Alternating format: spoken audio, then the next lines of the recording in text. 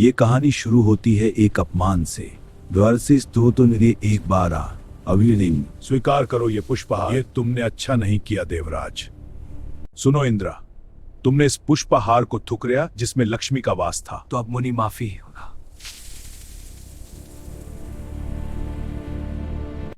महादेव, आप कुछ नहीं करेंगे? दुर्वासा सही है इंद्रा।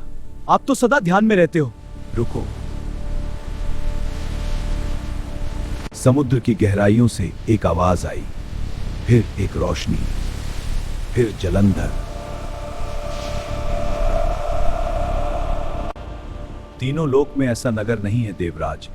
सुंदर है माया, पर यह सिर्फ शुरुआत है। मुझे स्वर्ग चाहिए। वो बहुत मुश्किल है प्रभु, इसलिए तो मैं हूं। नारायण, मेरे पाती को प्रोटेक्ट करो। हाँ, तुम मुझसे ज्यादा उन्हें मानती हो।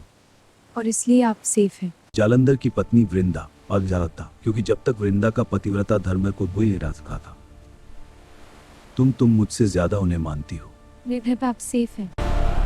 ये इंसान नहीं है, ये समुद्र है। देवों का राजा आज भाग रहा है। ये स्वर्ग नहीं, सावधान भागे। देवता ब्रह्मा और विष्णु के पास पहुंचे। जालंधर को हो जब ना करने को सके। जब तक क्या था जुम्बरता नहीं। एक रास्ता है, और है कोई और रास्ता? नहीं। जलंधर ने पहला कदम उठाया, एक अपमान में चिट्ठी गए। यहाँ बिल अपनी भूमिष्ठ आप आया। जाओ, अपने स्वामी को जवाब दो। वो तुमसे लड़ना चाहता है, मुझे एक वजह बनाना चाहता है। तुम क्या करोगे?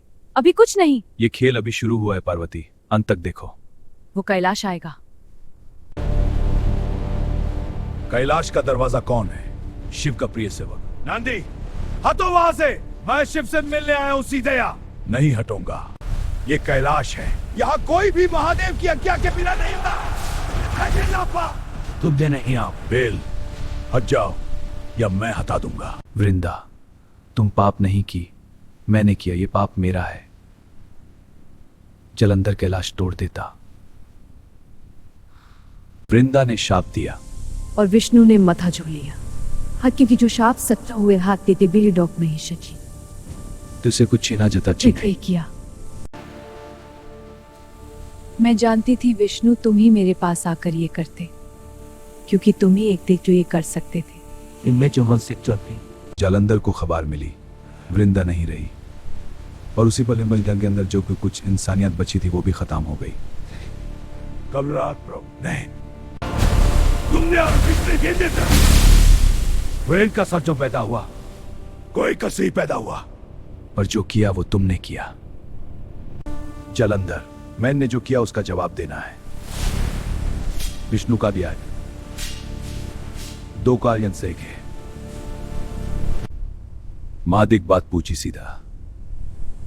पूछो।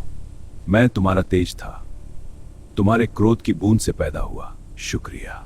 जालंधर का अंत हुआ और उसकी शक्ति, वो बूंद वापस शिव में समा गई। जहां से आई थी वहां पहुंच गई। क्या हुआ?